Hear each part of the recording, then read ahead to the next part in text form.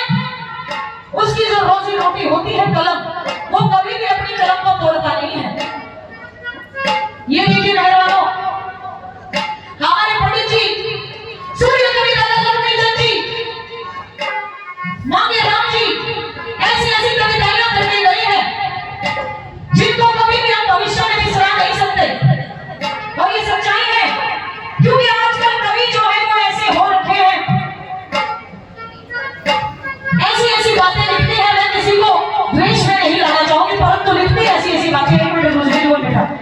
पैसा देने आला का यो मानस खड़ा रखावेगा, ईसा देने आला का यो मानस खड़ा रखावेगा, 2.5 साल का बालक गंदे गंदे गाने गावेगा, ईसा देने आला का यो मानस खड़ा रखावेगा, 2.5 साल का बालक गंदे गंदे गाने गावेगा, 16 साल की छोरी भी अंग्रेजी बियर खर्चेगी, 16 साल की छोरी भी अंग्रेजी बियर खर्चेगी।